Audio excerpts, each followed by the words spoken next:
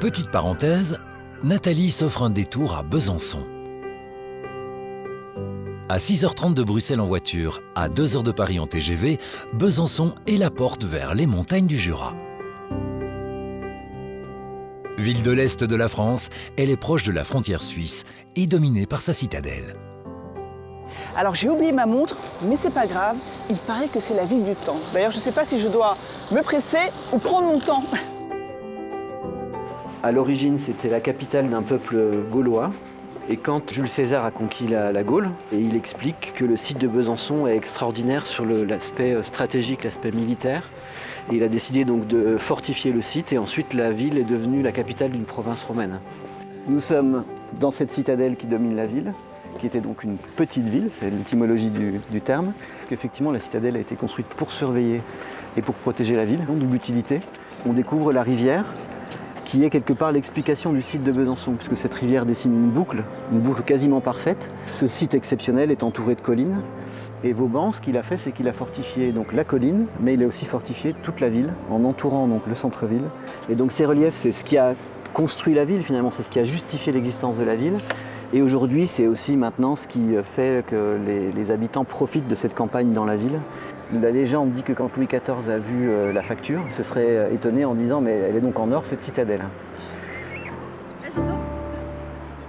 Une ville au riche passé et à taille humaine, loin du surtourisme. Il fait bon vivre à Besançon et s'y attarder reste si agréable. Ici, c'était la chapelle. Donc on peut voir la hauteur sous plafond qu'on a gardée. C'est très original et ça rappelle aussi cette particularité de Besançon, c'est que la majorité, enfin les plus beaux monuments ici, appartenaient au couvent ou à l'archevêché. Le quartier Saint-Jean, ici, tout appartenait au clergé. Ici, les sœurs, elles étaient, si je ne dis pas de bêtises, 8 ou 9 à vivre ici, dans le bâtiment. C'est un patrimoine. Traversée par sa rivière, le Doubs, au cœur d'une région parmi les plus vertes de France, Besançon nous régale aussi de ses nombreuses spécialités régionales. Alors c'est quoi cette recette, la concoyote? C'est du lait qui est complètement écrémé, caillé, asséché, affiné. Alors moi j'ai entendu dire qu'ici ça se prenait au petit déjeuner sur du pain et du beurre. Tout à fait. Trempé ou dans le chocolat ou dans le café au lait. Alors ce qui est chouette, c'est que la ville propose une application avec différents parcours de découverte. Regardez, circuit fléché quartier battant qui est juste en face de nous, un quartier historique. J'ai pas le sens de l'orientation, mais là quand même pour se tromper. Ça fait très médiéval ici.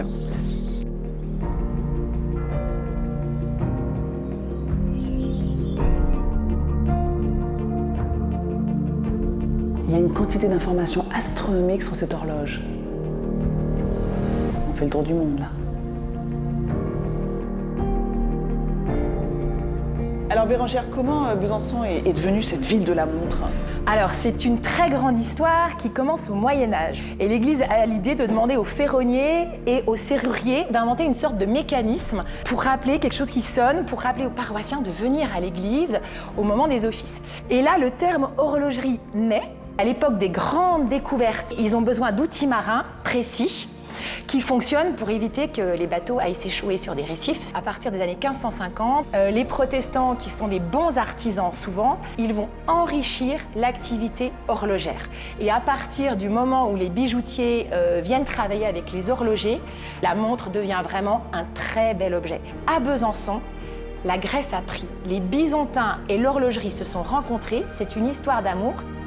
On est héritier d'une culture, on va dire, de la précision et de la mécanique de précision. Ce qui m'intéresse, c'est de donner une esthétique, c'est presque donner une autre part à un objet qui n'avait pour rôle que des fonctions.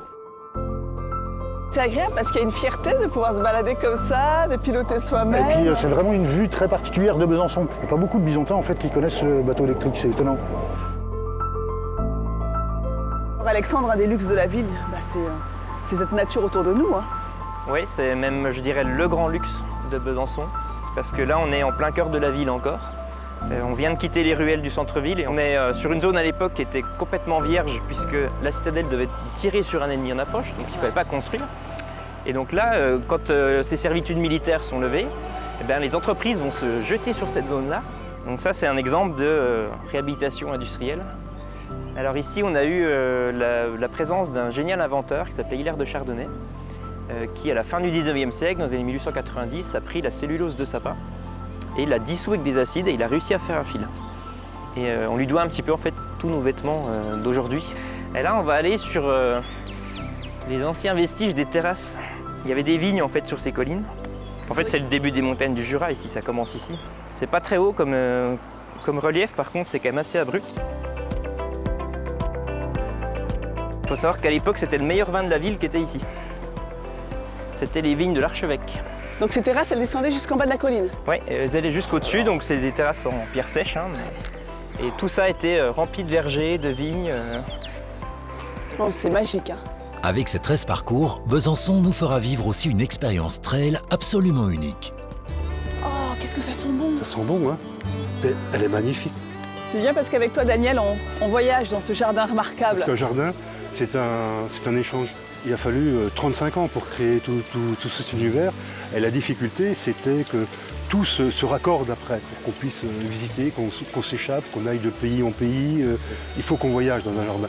Il faut que ça nous inspire. Un jardin, ça se partage. J'aime bien que les plantes se mélangent, comme dans la vraie vie, avec les êtres humains. J'aime bien que les gens, dans la vie, se mélangent aussi. Un jardin, c'est la vie. Oh là là! Notre voyage se termine sur une des collines de Besançon. Vous l'avez compris, ici, on aime prendre le temps de bien faire les choses, de bien manger et de profiter tout simplement de se déconnecter. Allez, à tout bientôt pour un nouveau City Trip.